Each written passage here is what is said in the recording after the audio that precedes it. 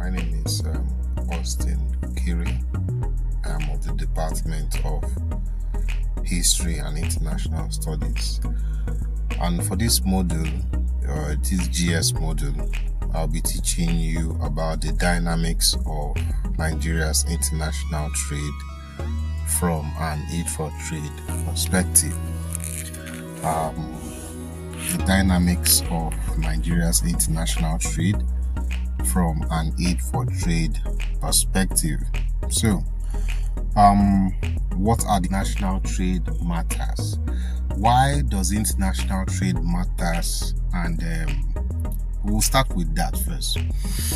And to answer that question, or to answer this question as to why international trade matters, we have to understand that international trade matters because developing countries or developed countries like US, Britain, China, Germany, France, and every other developed country that you can think of, Canada, every one of them over the years have adopted policies that helps them to weaponize trade for their international economic relations. That is, these developed countries have been able to introduce policies, introduce practices that help them to use trade as a weapon to achieve their economic relations objectives. If they want to make themselves stronger, they use trade. If they want to address or attend to a certain aspect of their economic relations on that country, they have been using trade.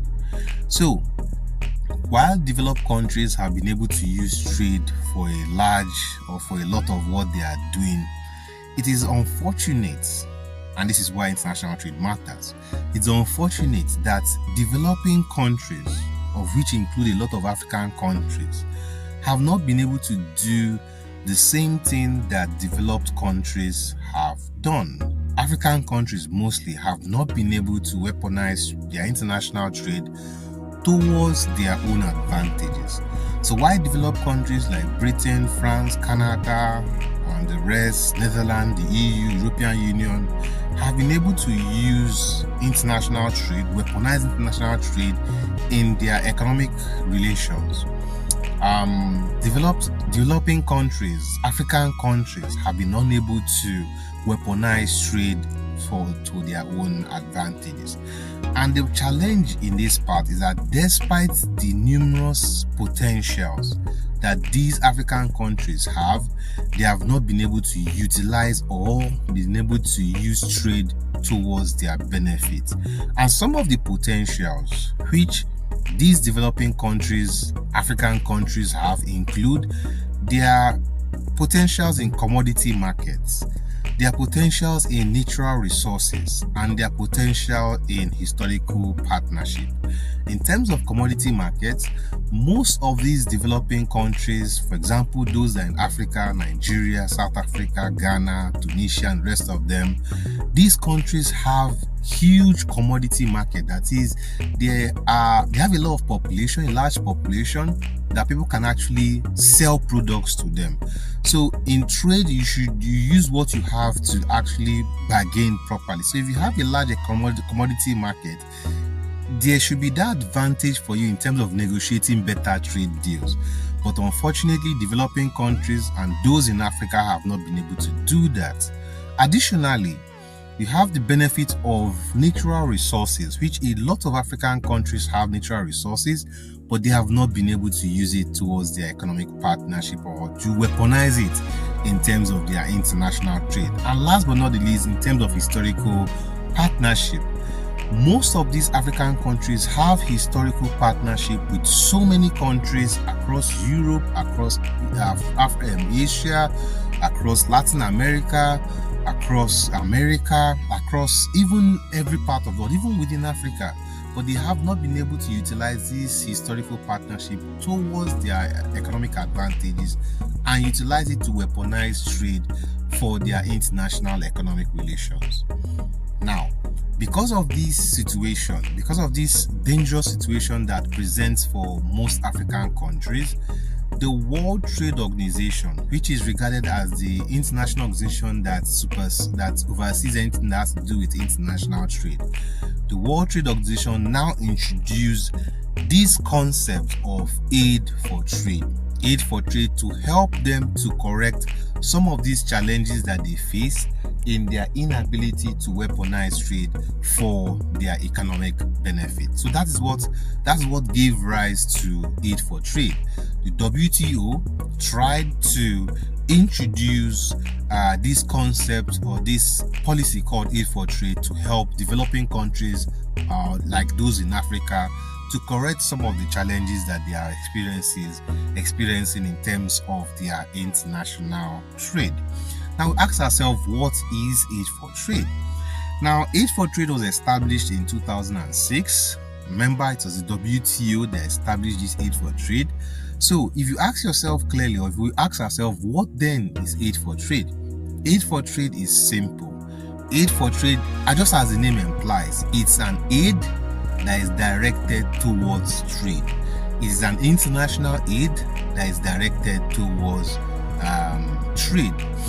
But if you want to look down, if you want to unknot the nitty-gritties, if you want to unpack what aid for trade actually means, there is more than it's not just aid, it's more than that. And that's what we try to do in this slide. So aid for trade comprises of two things particularly. That aid comprises of two things, and the two things that are in that aid is overseas development assistance and other official flows. I'll explain what this thing means. Overseas development assistance are actually monies that developed countries and agencies, developed agencies give in terms of development aid towards directed towards trade. So for instance, if United States wake up today and then gives a certain amount of money to maybe Ghana or to Togo directed towards improving their supply side and across the border trade issues, that is regarded as an aid for trade.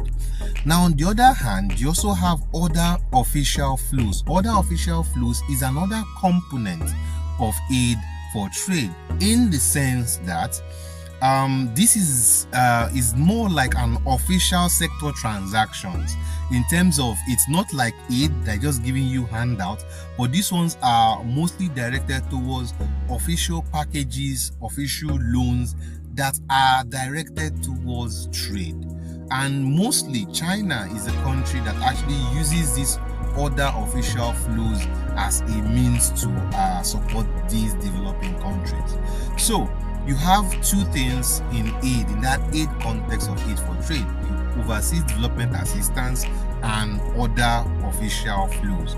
Now, these monies are regarded as aid, and then they are targeted towards two aspects of trading in developing countries. The first aspect is the supply side aspect, and then the second aspect is the across the border aspect. The supply side aspect particularly are when all these monies are channeled towards solving trade capacities, trading supply side trading capacity issues. That is, those things that hinder developing countries from being able to send out their goods or their services into the international market. That is, those things that tries as much as possible to inhibit or restrict or challenge and make it difficult for developing countries to move out their products into the international market or to benefit from international trade. And examples of these things are like rules of origin, trade policy, packaging, and export standard. And let me give you a typical example. For example, in terms of packaging, for you to package maybe Gary now and move from Nigeria and then take it to maybe Netherlands or maybe Finland, there are certain conditions that the EU require that you have to meet in terms of packaging, like how you have to package the bag, how you have to seal it, how you have to go through some certain standard of checks. So what Aid for Trade does is to help developing countries to be able to meet with all these supply side issues in terms of rules of origin, trade policy, packaging, and export standard. Now, the second aspect of where Aid for Trade also tries to help is in terms of trade-related infrastructure. That is what the second side is, the across the border area, the trade-related infrastructure. And this is when aid is directed towards trade infrastructure. That is, those infrastructure that help countries to move the goods across the borders. And this includes ports, shipping, airports, scanners at seaport and airports, because they need to scan containers or scan goods or scan different materials, and even road networks. So this thing is what this slide here breaks down what Aid for Trade means. In other words, Aid for Trade is mainly it's an acknowledgement from developed countries to assist the constraints and in terms of trade policy formulation, in terms of implementation, in terms of infrastructure, in terms of capacity, so that all these developing countries can be able to participate effectively and efficiently in international trade. In fact, it was during the 6th Ministerial Conference in Hong Kong in 2005 that was when they now started playing with this idea for Aid for Trade, and it was until 2006 that it was fully implemented. That is what Aid for Trade actually means. Now, let us look at the amount of money that has been disbursed since 2006 when Aid for Trade started to 2020. This is where we have data up to. You can see, if you look at this side, at the bottom side, said a total of 556 billion has been disbursed from 2006 to 2020 for Aid for Trade alone. So you can see that the amount of money that developed countries, which includes ODA, Overseas Development Assistance, and other officials and other official flows, has reached almost more than 500 billion. That's a total of 556 billion that has been disbursed to developing countries. And the funny thing about this is that Africa is a country that received most of this money. Africa has received over 38% of all the aid for trade globally. So out of that 556 billion, you can see that Africa has received a lion's share of it at 38%, followed by Asia countries, which is 35%. Now, with this, you now start asking yourself, what has this money been up to? What have these developing countries used this money to do? We'll get to that. But first, let us now look at this Aid for Trade in Nigeria's experience, Nigeria's trade experience. If we have seen this amount of money that has been used, let us try and understand what Nigeria's trade experience has been since 1960. Nigeria gained independence in 1960. And then the World Trade Organization, as well as other developed countries, started pushing Nigeria and other developing countries to adopt this policy of trade liberalization. And what is trade liberalization? It is a strategic opening up to foreign trade. That is, they were asking these developing countries, Nigeria, these newly independent countries like Nigeria, to try as much as possible to start trading. They should engage in free trade. They should trade as much as they can. They should remove import quotas. They should reduce subsidies. They should sign a lot of free trade agreements, and they should cut tariff. That is, when they do all these things, they will be able to participate effectively in international trade. They'll be able to sell, they'll be able to buy, they'll be able to be a major participator in international trade. But the funny thing is that while the WTO and other developed countries were pushing Nigeria since the 1960s to adopt these trade liberalization policy, they failed to understand that Nigeria and most of these developing countries were having a lot of challenges in terms of exporting their goods, in terms of participating in international trade, because You cannot expect a country that just started in 1960, for instance, Nigeria, to start competing in international trade in a market with countries like USA, Britain that have stayed more than 200 years. So that is where the challenge was. These developed countries and the WTO, they were pushing for developing countries like Nigeria to adopt trade liberalization so that they can participate in international trade. They should adopt free trade. But they fail to understand that Nigeria was faced with a lot of challenges, and that was why from independence up to 1960s and even other wars, Nigeria's only participation in international trade was mainly in primary products, primary goods. That's the only thing that she could export with little or no value. Primary products in terms of agricultural produce, cocoa, like we knew before the oil boom, and then eventually oil. So because of all these things, because that's the only thing that Nigeria could offer to the international trade, it now made Nigerians to now start having a retarded economy, whereby the economic growth was not as good, was not as promoting, was not as moving forward like other countries. They could not compete effectively and efficiently. So this is kind of the situation that existed in Nigeria after independence and continued up to now, even up to the 20th century. Now, despite this situation, that doesn't mean that Nigeria did not have a lot of potential, or Nigeria does not have a lot of potential in terms of international trade. Nigeria has a lot of potentials, and this is some of the potentials that Nigeria has, which Aid for Trade hopes to improve or hopes to correct. In terms of the size and potential of trade, Nigeria boasts of over 40% of West Africa customers. That is, if you take the entire West African countries together in terms of as a customer base, the entire West African country, like 15 of them as a customer base, Nigeria boasts of 40% of all these customers. And with that, Nigeria is a major trading partner with many African countries, both engaging in formal trade and informal trade. What is formal trade? What is informal trade? Formal trade is the normal trade that goes around, whereby government can tax, government can record. But the informal trade is the ones that government cannot tax, government cannot record. Those ones of those small women, or those market women that sell in border towns, or those ones that are undocumented.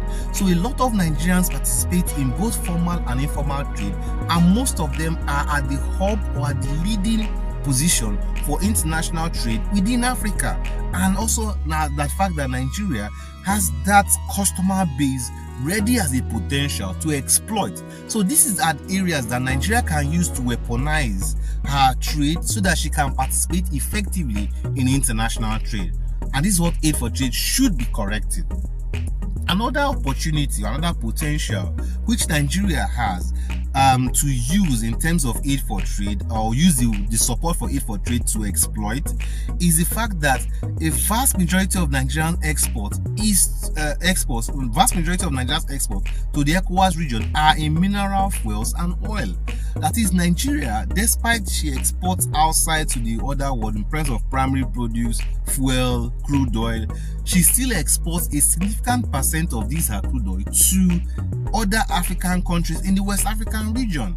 So that is another area that Nigeria should exploit, because Nigeria is a major crude oil supplier globally and also in Africa. So that is a good aspect for her to exploit again. And last but not the least, another trade potential is that Nigeria's trade has increased in when I conducted a lot of research about this Aid for Trade and Nigeria's experience, I found out the funny thing that most of the document or most of the literature or researches that has to do with Aid for Trade in Africa or even for Nigeria subdues or classifies every benefit of Aid for Trade as a large group of benefit of Aid for Trade in Africa. It doesn't talk about the benefit of Aid for Trade particularly in Nigeria, or benefit of Aid for Trade particularly in Ghana, or benefit of Aid for Trade in terms of South Africa. It classifies all these benefits as grouped as Africa, which is wrong and which is bad. But fortunately, there are some areas that Aid for Trade support are visible in Nigeria. And some of these areas are, for example, in terms of sensitization, building capacities. So that aspect, remember we've talked about one of the challenges in terms of capacity for trade organizations to participate, trade stakeholders to participate in international trade. What Aid for Trade has done over the years for Nigeria is to support trade institutions and trade stakeholders in terms of building their capacity by doing training for them, retraining them, sensitization, and so on. And some of these organizations that have participated in this sensitization and training include Nigerian Customs, Nigerian Ports, Manufacturing Association of Nigeria, National Association of Nigerian Traders. So every time you see most of these development agencies or even developed countries give up a lot of money for training and building their capacities. There are so many of them. Nigerian Customs, I think Nigerian Customs are fond of always going for these trainings and so on and so forth. That's one aspect. Another major visible aspect that Aid for Trade has actually participated, or we can see in Nigeria, also in West Africa, is they have supported infrastructure development to some projects. For example, of such project is the Lagos-Abidjan Coastal Corridor, which cost about $2 billion. So it's a coastal corridor, it's a road that links Lagos. From Lagos, it connects to Benin, Togo, Ghana, and then terminates in Ivory Coast in Abidjan, right? So it's a major trade route. Because it's a major trade that links the West African region, it is regarded as a major infrastructure boost towards the importance of international trade and trade generally in Nigeria. So this is what Aid for Trade has actually done. Last but not the least, another major benefit that I should also note is that Aid for Trade has brought about the institutionalization of trade as an important aspect for government policies. So government right now, I start thinking about trade in terms of, okay, how should we look at attaching the issue of trade or the benefit of trade towards the development plan, towards national long and short or medium term development plans. And in addition to that, government has started establishing trade institutions that would help in terms of trade negotiations. And one of them is the Nigerian Office for Trade Negotiations that was established as a result of clamoring and talking about the benefits of Aid for Trade and what Aid for Trade can do. So these are some areas that Aid for Trade has been able to do in Nigeria. Now let us look at all these things I've said about Nigeria's challenges, talk about Nigeria's Aid for Trade, talk about trade liberalization, and let us relate it to the African Continental Free Trade Agreement. Remember I said that the African Continental Free Trade Agreement is the largest free trade area in the world. Every African country, over 55 of them, signed an agreement that, okay, it is now going to be easier for us to trade within ourselves. It is now going to be easier for us to export goods from one country to another country without having to take it to Europe or without having to take it to Asia. That is what the Aid for Trade is all about. That's what the African Continental Free Trade Agreement is about. Creating Africa as a free trade area that African countries can trade within and amongst themselves. So we now ask ourselves, how can Nigeria use the benefit of Aid for Trade to participate effectively and efficiently in the African Continental Free Trade Area? There are three ways I identified, and the first one I feel is that because Nigeria possesses the ability to instrumentalize regional economic integration process for her own interests, she can use the Aid for Trade support to weaponize trade and push maybe domestic agenda on the larger scale. I'll explain what this means. What I mean in this sense is that because Nigeria is an important country in West African region, and she has been able to push forward for the establishment of different institutions, regional institutions, because the foundation for this African Continental Free Trade Agreement is the different regions: West Africa region, East Africa region, South Africa region, Central Africa region, and then the Arab Maghreb region, that is the Arab countries in the North African area. So because Nigeria is a leading player in the West African region, Nigeria can be able to push forward any agenda that she feels that she wants to push forward in the African Continental Free Trade Agreement using her important position in West Africa. So if it's an agenda maybe to push that every country should buy crude oil from Nigeria, Nigeria can push it. If it's an agenda that every country should not buy imported, let's say, tomato paste from China, Nigeria can push it. Because Nigeria occupies that important position in the West African region, she can now push forward any agenda that would either support her weaponization of international trade, or that would either maybe make her more important in the African region. And with the aid for trade support, with the monies coming in from aid for trade, Nigeria can use these monies to push forward this agenda properly in Africa, under the African Continental Free Trade Agreement. Another area that I identified as Nigeria's potential, or what Nigeria can use aid for trade to do, is that Nigeria has been at the center for institution creation in political, economic, social progress for West Africa. So thus, the creation of the ECOWAS and using the aid for trade support, Nigeria can set agenda for the type of trade institutions that are going to be created under the African Continental Free Trade Agreement.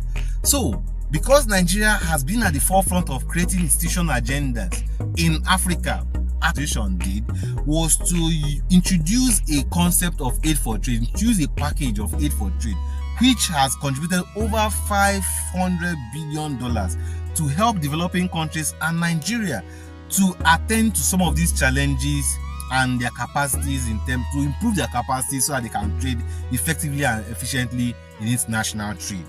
And last thing that I'm saying is that Nigeria's economic position in West Africa, despite the historical challenges that she have in terms of not being able to export enough, in terms of all this other Dutch disease, in terms of her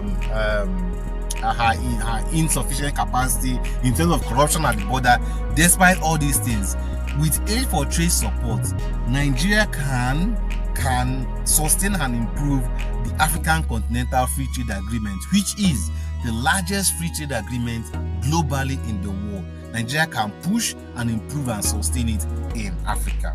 So thank you very much. You can scan this QR code with your phone, and then can be able to ask me questions or even have comments. If you have any comments, you can use the event code of #AugustGS105. Type in your questions and send it in, and I'll respond to you as soon as possible. Thank you very much.